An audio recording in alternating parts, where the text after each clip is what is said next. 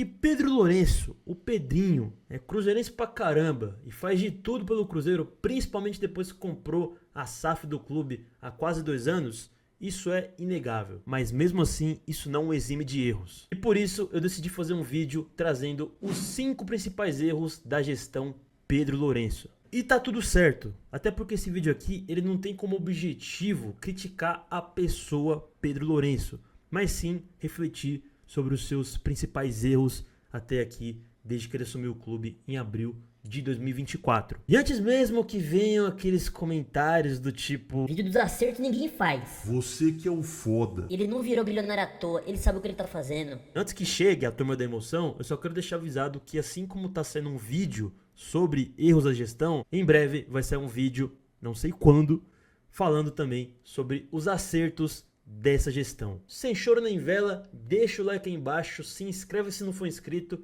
e comenta se você gosta de vídeos assim, fazendo top de alguma coisa, comentando sobre assuntos do clube. Comenta aí embaixo, que isso ajuda demais aqui a entender sobre o que vocês querem ver no canal. Bora pro vídeo. É importante deixar bem claro que eu não vou fazer esse vídeo aqui colocando os erros em uma espécie de ranking. Eu vou só falar sobre eles e aí vocês decidem aí nos comentários qual erro foi o pior, qual erro não foi tão grave assim, enfim. Vocês decidem. Falta de gestão profissional. Acho que é importante falar desse aqui porque pra mim esse foi praticamente o primeiro grande erro que aconteceu. Eu nunca entendi o motivo do Pedrinho ter colocado o filho dele, Pedro Júnior, como vice-presidente do clube. Eu tentei procurar aqui sobre a carreira dele, o currículo dele antes de chegar ao Cruzeiro e eu não encontrei nada. Aliás, eu encontrei sim. Eu encontrei que ele jogou nas categorias de base do Cruzeiro em 2003. Ele jogou como volante nas categorias de base. Ele revelou isso em entrevista e disse que ele passou o ano inteiro de 2003 na base do Cruzeiro. Só que aparentemente a carreira dele não foi pra frente. Mas voltando ao foco do vídeo, não, eu não encontrei nada que sugerisse aí uma capacidade do Pedro Júnior estar à frente de um cargo que você precisa tomar decisões importantíssimas no dia a dia do clube. Eu sei, obviamente, que ele colocou o Pedro Júnior nessa função porque, obviamente, ele queria alguém de confiança pra estar ali. Só que assim, cara, eu acho que nesse caso o certo seria colocar o Pedro Júnior numa espécie de escuta e contratar alguém para ser um CEO de futebol, para que o Pedro Júnior acompanhasse o trabalho desse CEO e pudesse aprender mais. Novamente, gente, eu falo isso aqui porque é o Pedro Júnior um dos responsáveis diretos por tomar decisões que envolvem o Cruzeiro, decisões que impactam o dia a dia do clube. Vocês podem perceber, é sempre ele que aparece para falar de negociações, é sempre ele que aparece para falar sobre o ambiente do clube, sobre coisas que envolvem o clube. E eu, como torcedor, tenho as minhas dúvidas se alguém sem uma experiência aparente no futebol deveria estar responsável por um cargo tão importante. E eu acho que isso, pro próprio Pedro Lourenço, a longo prazo, aliás, né, a longo prazo não, porque já tá acontecendo isso, pode virar um problema. Porque uma coisa é você cobrar resultados de alguém profissional. Outra coisa é você cobrar de resultados de alguém que não é profissional. Porque começa aquela pergunta, pô, o que esse cara tá fazendo aqui? Como é que ele tá aqui? Por que ele foi contratado? Por que ele... Sabe? Inevitavelmente, passa uma imagem de que ele tá ali apenas porque ele é o filho do Pedrinho. O que, para ser sincero, até aqui, é justamente o que parece. Tomar decisões com o coração, não com a razão. Vocês vão perceber que nesse vídeo aqui, muitos dos apontamentos que eu vou fazer, eles têm uma questão em comum, que é o envolvimento emocional do Pedrinho ao tomar decisões relacionadas ao clube. Foi assim com o Gabigol, foi assim com o Dudu, foi assim com o Leonardo Jardim. E aí muita gente vai falar que no caso do Gabigol não tinha como saber, porque na época todo mundo comemorou e... Mas não é bem assim. O Gabigol foi sim uma contratação que na época fazia muito sentido.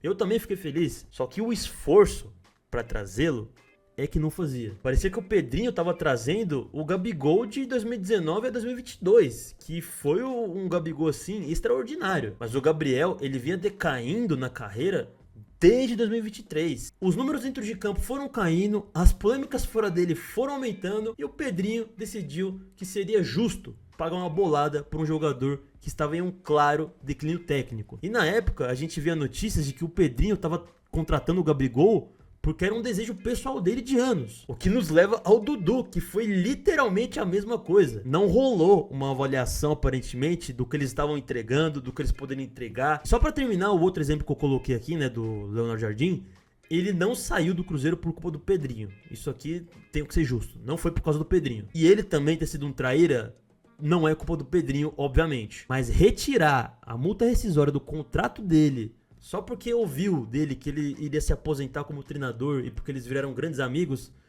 isso é que não me desce, cara. Pode ser amigo de Deus e o mundo, cara, mas tem que separar o que é o Cruzeiro e o que é a sua vida pessoal. Porque foi o Cruzeiro que foi prejudicado. Foi o Cruzeiro que foi onerado. Onerado por uma decisão que teve a ver com a pessoa Pedro Lourenço. Então, quer contratar alguém que você acha craque, ou Pedrinho, que você quer ver no Cruzeiro? Senta com o técnico, com o departamento de scout. Veja se faz sentido esse cara ser contratado. Porque você pode ser bilionário, trilionário, mas uma coisa que eu sei é que ninguém gosta de perder dinheiro. E nessa brincadeira do Dudu aí, foram mais de 15 milhões só para rescindir o contrato dele. Fora o salário de quase 3 milhões do Gabigol, que o Cruzeiro paga boa parte dele hoje para ele jogar no Santos. E se você quiser ser best friend forever de algum treinador, pode ser à vontade, cara. Mas deixa os interesses do Cruzeiro fora disso, tá bom? Falar demais. Isso aqui, hoje em dia, eu acho que já não é mais um erro. Porém, há um tempo atrás, era um dos maiores erros do Pedrinho. Que ele simplesmente, volta e meia, falava mais do que a boca. No começo é engraçado, é raiz, é nossa, como ele é reverente, mas depois vira uma coisa séria.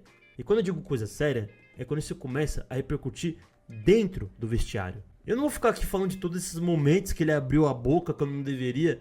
Eu só vou falar de alguns que eu lembrei aqui a princípio, mas não tem como não falar daquele caso lá do áudio que vazou dele falando que obrigou o Seabra a escalar os reforços que ele tinha contratado. Que ele jura que foi A. Mas, gente, pelo amor de Deus, né? Onde que aquilo foi A? Não tem nenhum indício de que aquilo foi A. Isso é uma coisa, cara, muito grave. Se fosse isso, cara, vocês acham mesmo que eles não encontrariam quem foi o responsável por criar dessa mentira e meteriam um belo de um processo? Mas vocês sabem que eu relevo esse episódio porque ele ter acontecido, ele revela que, na verdade, o Pedrinho ele só confiou nas pessoas erradas, mandando um áudio que não deveria mandar para as pessoas erradas, vazou. Pra mim, o mais grave foram os momentos em que ele ficou expondo bastidores do clube publicamente, como naquela vez em que ele admitiu que em 2024 ele errou em algumas contratações. E assim, gente, eu sei que todo mundo tem direito de opinar, de criticar, de, sabe? Mas uma coisa é você fazer isso internamente. Outra coisa é você fazer isso sendo torcedor. Agora, você sendo dono do clube, ficar falando publicamente que você errou em contratações, assim, eu acho que não pega bem. De fato, o Cruzeiro errou em algumas contratações em 2024. Mas quem tem que saber disso é você, dono do clube, é o vice-presidente, é o diretor de futebol. Agora, você fazer isso fora, cara, publicamente, é você pegar uma granada e jogar dentro do vestiário. Porque aí, né, além de toda essa problemática de exposição, você ainda vai ter que aguentar um jogador que não tá jogando bem, ainda por cima jogar insatisfeito. Falta de planejamento.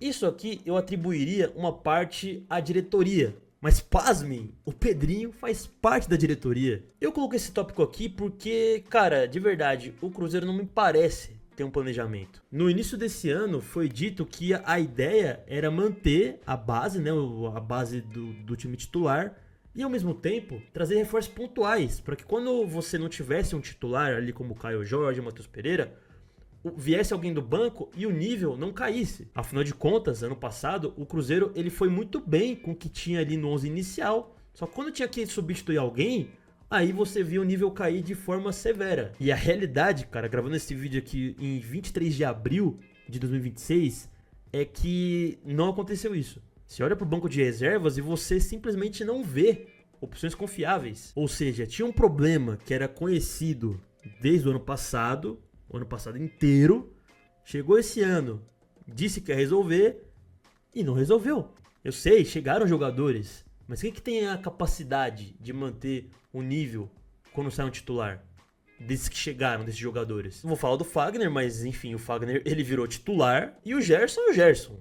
Ele não veio pra ser reserva. E o pior, cara, é que isso é bizarro, Porque a galera vive falando que o Pedrinho, ele é bilionário, e de fato ele é bilionário, tem muito dinheiro. Mas eles falam isso no sentido de que, por o Pedrinho ser bilionário, ele sabe o que ele faz. Mas até então, muitas das vezes em que o Pedrinho teve que colocar um dinheiro ali, teve que decidir no que ele ia colocar o dinheiro dele, vieram decisões erradas. Se ele tem dinheiro de sobra, que bom, cara, não vai fazer diferença pra ele perder dinheiro. Porém, pro Cruzeiro, a coisa é outra.